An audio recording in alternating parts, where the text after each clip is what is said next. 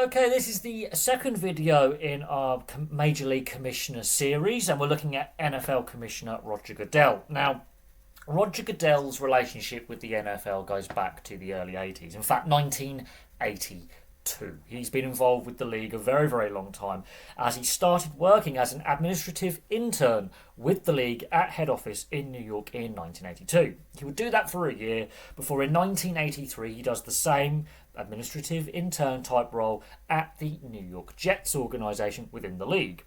He returns to the NFL head office in 1984 in their public relations department as an admin assistant.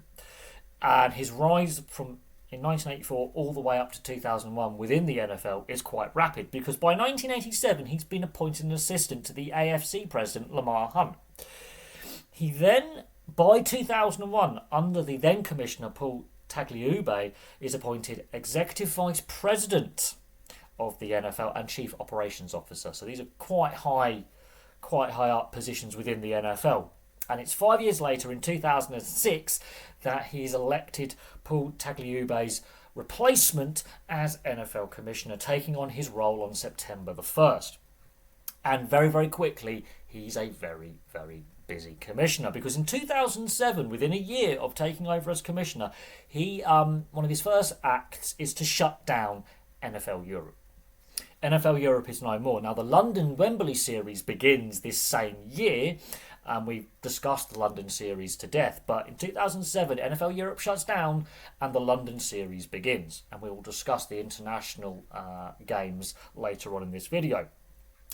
Also in 2007, because of a lot of off-field drama and scandal involving players, he brings in an updated NFL personal conduct policy, which we again can look at in a separate video, but that's a big thing. He brings in a code of conduct basically for the players, an updated version. There's been a lot of scandal, and he's only assumed the role very recently, but within a year he's facing a lot of player scandal, which is very damaging for the PR of the league, a department he used to work in. So that's brought in. But the biggest issue in 2007 is Spygate. This is where the New England Patriots are caught taping opposition teams' training. Now, the Patriots themselves ultimately end up with a $250,000 fine. Bill Belichick, the head coach himself, gets a $500,000 personal, that's $500,000, $500,000 personal fine, and the team have to forfeit their 2008 first round draft picks. They are forfeited by the Patriots. That was a big thing, and we can look at the Spygate scandal and the aftermath of it in a separate video, because we haven't done a video on Spygate yet, but that was a big thing at the time. In 2007 was Spygate. And it is not the last time the Patriots would have to suffer discipline from the league for, various things going on.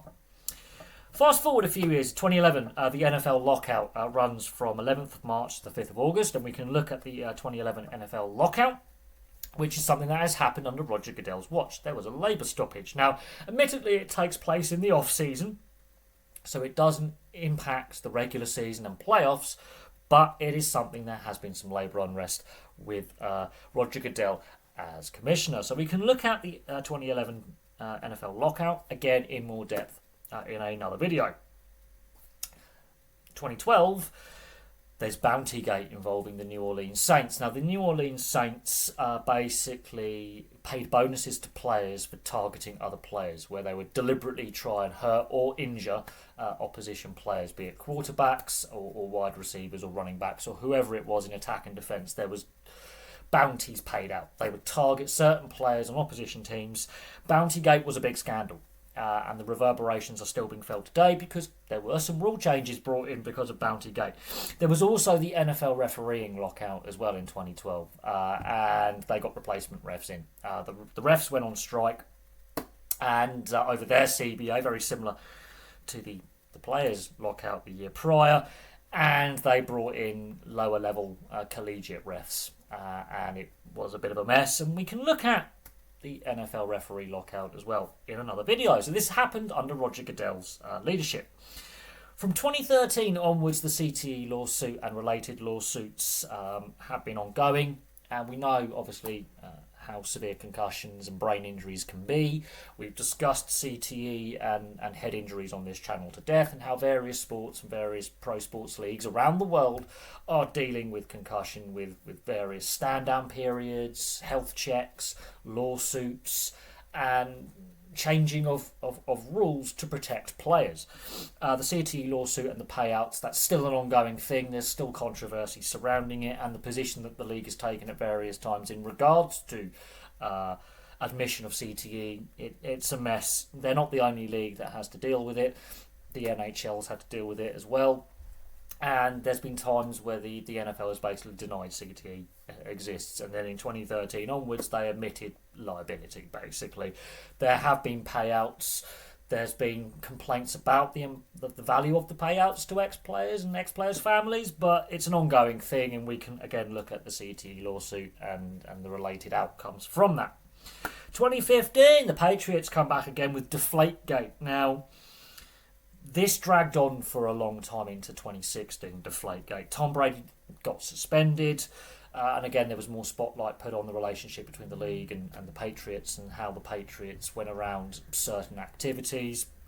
Remember, you had Spygate, now you got Deflategate, where they bending the rules or breaking the rules to gain an unfair advantage in key games. And we can do a video on Deflategate. So again, we've had Bountygate with the Saints, and two scandals involving the Patriots, so Spygate and Deflategate. So certain teams were in the headlines for negative reasons. It was damaging, obviously, for the league, and not everyone was happy with how the league dealt with Spygate, Bountygate and Deflategate. It was very controversial at the time. NFL fans and those in the media were split on how the league dealt with it, and it was very damaging, again, for the PR of the league. Considering Rodger Goodell had worked in the PR department of the NFL, negative headlines are not something that they wanted to happen. 2018, and we've covered this, actually, in the lifetime of the channel, was the US anthem kneeling protests surrounding Colin Kaepernick and taking a knee, and again, the punishment of players and teams. Teams were threatened with punishment, individual players were threatened with punishment because Colin Kaepernick takes the knee in a pre-season game in 2018. Rodger Goodell and the league came out and said they expect every single player and coach to stand to the national anthem pre-game.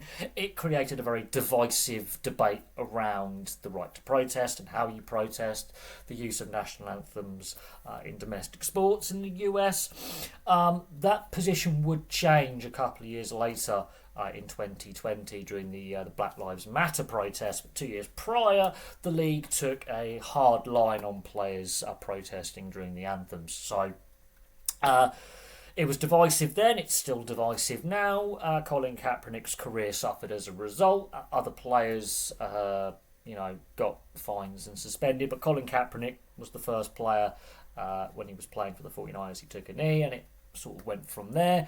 And the way the league dealt with it, that was a big thing. It ultimately led to their inclusion policies, where Rodger Goodell made a statement a couple of years ago. So that is, in a nutshell, Rodger Goodell's time as commissioner, the major milestone moments. Now, I haven't covered everything, like the relocation of the Oakland Raiders, for example, or the LA Chargers, like the Chargers and the Raiders to different locations. The lack of expansion in this period as well. The NFL has not expanded under Rodger Goodell, which is interesting because other leagues, such as the NHL, for example, have gone through a phase of expansion under their current commissioner, Gary Bettman. But under Rodger Goodell, the league has consolidated. A few teams, as I say, have relocated. But for the most part, the league has stayed stable where teams are at. Now, let's go back to the ending of NFL Europe. NFL Europe is shut down in 2007 in the summer. In the autumn, Wembley Stadium is now fully open, and the first London Series game takes place in the October at Wembley Stadium. It has now grown to become the International Series, and the NFL has put a lot of investment and time into their International Series. Now, the London games, it was meant to be a one-off. It sort of snowballed from there. Now, alongside having games in London, they now have games in Germany, Mexico, and they've now had games in Brazil as well. And it looks very likely that there's going to be games held on every single continent apart from Antarctica at some point within a roadmap that the NFL has laid out. Now, after the first game took place in London in the years following, it became public knowledge that the NFL at some point plans to have a team in London, be that an expansion team or a relocation team. In 2018, the Jacksonville Jaguars owner, Shahid Khan, tried to buy Wembley Stadium. Now, Shahid Khan also owns Fulham Football Club over here in the UK, a Premier League club, and he basically he put in a bid to buy Wembley Stadium. Now, Wembley Stadium took a long time to rebuild between 2001 and 2007. There was a lot of UK taxpayer money pumped into the stadium rebuild. The FA, the Football Association of England, is an asset-rich but cash-poor organisation. They have a lot of assets, including Wembley Stadium, but they don't have a lot of spare cash. And at the time, the FA needed money. They still do, to a certain extent. They had spent a lot of money on St George's Park, their coaching development and player development centre to do with the national sides, and they'd obviously spent a lot of money on Wembley Stadium. Part of the reason why the London Games took place was to help pay off the stadium debt. They wanted to make money back. They've easily done that by now. The stadium is now paid off, but at the time they wanted to pay off the cost of redeveloping Wembley Stadium from the old Wembley with the famous white towers to the Wembley now with the famous arch. Now, ultimately, Shahid Khan withdrew his bid to purchase Wembley, and the FA faced a massive backlash from sports fans and taxpayers here in the UK when it was found out that they had undervalued the stadium. They were trying to sell the stadium for half price. That's not including inflation. And it went down very, very badly.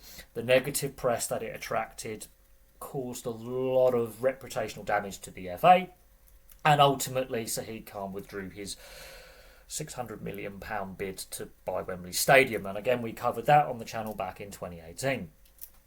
Ultimately, the FA has now changed chairman, and a variety of other things have happened.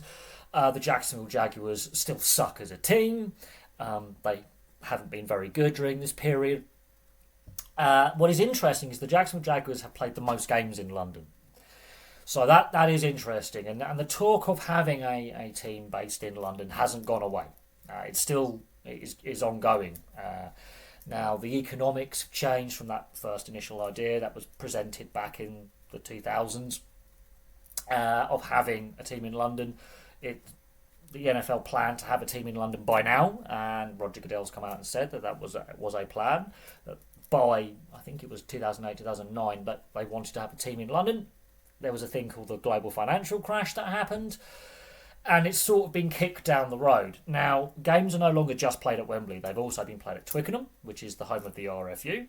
And they've also been played at the now rebuilt White Hart Lane, now known as the Tottenham Hotspur Stadium, where Tottenham Hotspur Football Club, nicknamed Spurs, play, because they've also got a state-of-the-art roll-in, roll-off NFL pitch.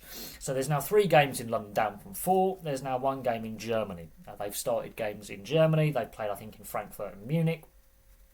They've also now played games in Mexico City and at the Azteca, and they've now taken games to the Maracanã in Brazil. So the international series that started in 2007, following the collapse of NFL Europe, or the shutting down of NFL Europe, has sort of transformed the NFL overseas. And Rodger Goodell has laid out an NFL roadmap that the NFL wants to try and take as many games as possible to as many continents as possible. And it's going to be interesting if we do see NFL teams based outside of the US. And if the NFL decides to go into expansion mode at some point.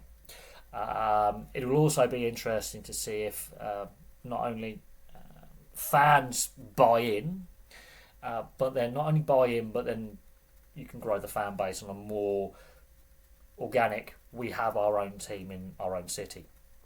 So as you can see, I'm wearing a Dolphins shirt. I can't see the Dolphins, for example, being relocated to London. But there was a lot of talk that the Jacksonville Jaguars would at some point relocate. If that was to happen, the owners would get a lot less money than an expansion. You've also got to think of the logistics, TV times, time zone differential, paying the salaries, and then thinking that because the salaries would have to be paid in US dollars, and then you've got a thing called taxes and exchange rate, and the tax system in the UK is significantly different. London is an expensive city, as is the southeast of the UK, where I live. It is actually exceptionally expensive as an area. Higher tax, and how would the players would they base themselves there? Would they still be based in the US? How would working visas work? There are things that need to be thought out, and it's the same if there was a team placed in Germany. It would be the same if there was a team placed in Mexico. It would be the same if a team was placed in Brazil, Canada. You have to be aware that the franchise would be paying their players in US dollars, at the same time factoring in the exchange rate and the local tax system. And right now, I believe the US dollar has weakened against the British pound. It's not at the same level as what it was before, where it was $2 to a pound. I think it's a lot closer now in parity. But tax system, logistics, having to play half a season in the UK and half a season not in the UK. How would that work for potential playoffs? Would they use Wembley, or would they use Tottenham Hotspur Stadium, or would they actually build their own stadium in London, even though there are multiple facilities in London that could ultimately host NFL North American football? Would they build their own stadium? Would all the different fan bases decide to turn up and support a London team? Because there are fans of all NFL teams in the UK. How many of the fans would be British? How many of them would just be American tourists coming over for the weekend, watch the game, go home? So that's something that I thought I would mention, is the potential of expansion overseas. We've not heard anything at the moment of the NFL wanting to expand right now, which is significantly different to other leagues, where commissioners have come out, like the NHL and the NBA and Major League Baseball, where as part of their remit, they've mentioned that they are keen on expansion and discussing expansion with various interested parties. The NFL, the only time expansion or relocation gets mentioned is the potential of having a team in London. So there we go. There's a quick look at NFL Commissioner Rodger Goodell and his time with the organisation, and there are some topics of discussion that we can look at in separate videos in due course. But for me, for now, thank you very much for watching. Place your thoughts in the comments section below about NFL Commissioner Rodger Goodell. But for me, for now, thank you very much for watching. Place your thoughts in the comments section below, and I'll have some more content for you all very, very soon.